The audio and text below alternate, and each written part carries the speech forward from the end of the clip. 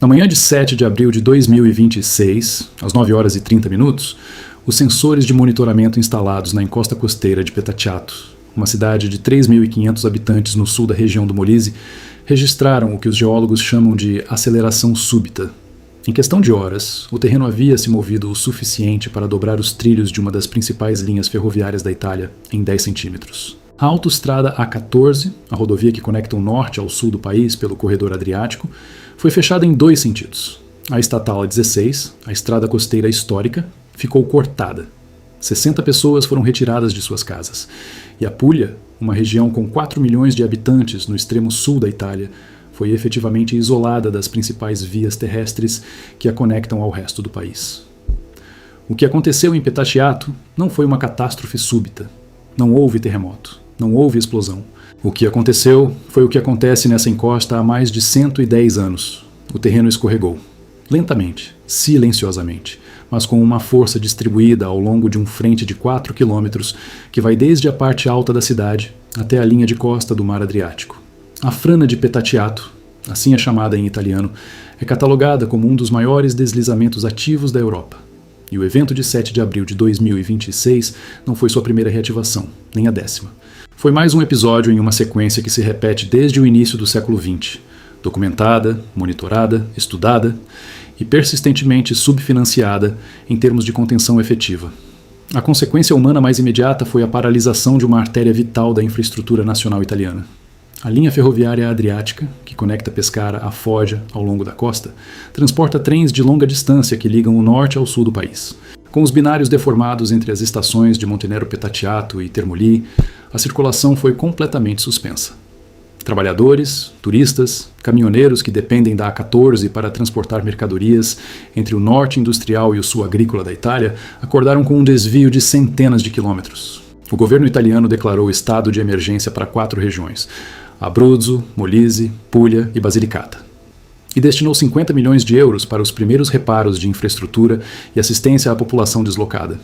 O que torna o caso de Petachatu cientificamente extraordinário e politicamente perturbador é precisamente a combinação entre conhecimento acumulado e inação estrutural. A encosta é monitorada. Os mecanismos geológicos que a fazem deslizar são conhecidos com precisão desde os anos 90. Existe até um projeto de contenção avaliado em 27 milhões de euros, desenvolvido por uma empresa de engenharia especializada, que previa a instalação de poços de drenagem profunda capazes de reduzir a pressão da água no interior do corpo da frana e estabilizá-la progressivamente.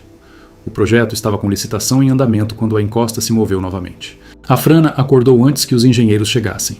Para entender por que Petachatu desliza e por que não existe uma solução simples para isso, é preciso entender o que existe sob o solo da cidade.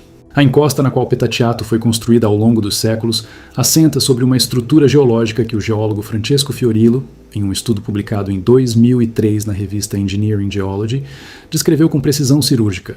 Na base de todo o sistema existem argilas azuis impermeáveis, depositadas no fundo do mar durante o Plioceno, há entre 2 e 5 milhões de anos. Sobre essas argilas, ao longo de milênios, acumularam-se camadas de areias e cascalhos mais sólidos, atingindo até 40 metros de espessura em alguns pontos. E é exatamente nesse estrato superior, o mais firme, que os habitantes de Petachatu construíram suas casas, suas ruas, sua história. O problema é a geometria. Todas essas camadas, argilas embaixo, areias e cascalhos em cima, estão inclinadas em aproximadamente 7 graus na direção do mar. 7 graus não parece muito. Mas quando você tem 40 metros de material poroso absorvendo água de chuva durante semanas e essa água chega à interface com a argila impermeável abaixo, a física toma o controle. A água reduz a resistência ao cisalhamento da argila. Ela lubrifica a superfície de contato. E o peso do material acima começa a se mover lentamente, mas com uma energia equivalente à de volumes imensos de rocha em movimento rotacional ao longo de um eixo invisível. O geólogo Vincenzo Simeoni, do Politécnico de Bari, que estuda o sítio de Petachatu desde 1990, descreve o movimento como um sistema de fraturas sobrepostas e interconectadas. O terreno não cai verticalmente. Ele gira sobre si mesmo enquanto a parte inferior desliza em direção ao mar. As consequências visíveis desse movimento nas fases de reativação são dramáticas.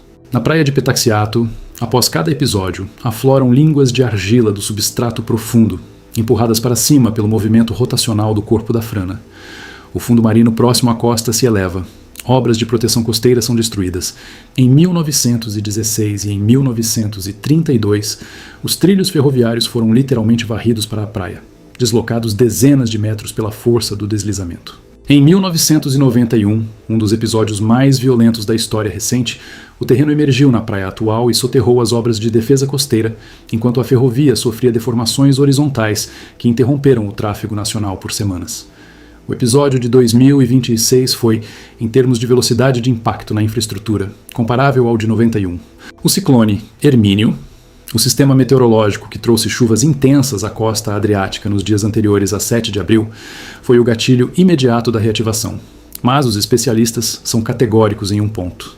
Episódios extremos pontuais não bastam, sozinhos, para reativar a frana de Petatiato. O que importa é a quantidade de água que se acumula no subsolo ao longo de semanas ou meses, o resultado de uma estação chuvosa prolongada, combinada com o degelo das nevadas dos Apeninos. Quando essa pressão acumulada supera o limiar de resistência das argilas basais, o corpo da frana se mobiliza. O ciclone Hermínio foi a gota que transbordou um copo que já estava cheio desde o inverno. A dimensão mais perturbadora da frana de Petatiato não é geológica, é institucional. Uma comissão científica trabalhou por 5 anos sobre o problema.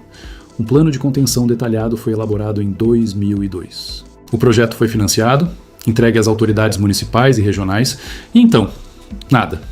O arquiteto Domenico Stanicia, que foi secretário de Obras Públicas de Petatiato entre 1999 e 2003 e fundou posteriormente o Comitê Sem Frana, documentou durante anos o abandono de um projeto que, segundo ele, tinha a ambição de sanear um dos maiores frontes de deslizamento da Europa. O plano foi pago com dinheiro público e colocado em uma gaveta. Isso tem consequências que vão além da frana em si. A Itália é um país onde 94% dos municípios estão expostos a alguma forma de risco natural. Deslizamentos, inundações, subsidências, sismos. O Instituto Superior para a Proteção e Pesquisa Ambiental, o ISPRA, cataloga dezenas de situações comparáveis à de Petatiato, distribuídas pelo território nacional, muitas das quais com projetos de contenção elaborados, financiados e não executados. Petatiato não é uma exceção. É o exemplo mais visível de um padrão sistêmico no qual o conhecimento científico e a capacidade de engenharia existem, mas a cadeia que vai do diagnóstico à ação concreta é frequentemente interrompida por razões burocráticas, políticas ou simplesmente por falta de priorização. O presidente do Molise e os prefeitos da região chegaram a declarar publicamente que não sabiam quando seria possível reabrir as estradas e dar informações precisas à população. A Proteção Civil italiana, que interviu com celeridade na fase de emergência, foi honesta sobre os limites. A frana de 4 km não pode ser parada. Ela precisa ser esperada. Só depois que o movimento desacelerar naturalmente, o que pode levar dias, semanas ou mais, será possível avaliar os danos definitivos e iniciar os reparos. De que país ou cidade você está acompanhando? Comenta aqui embaixo com sua localização. Isso nos ajuda muito e é sempre incrível ver de onde vem nossa audiência.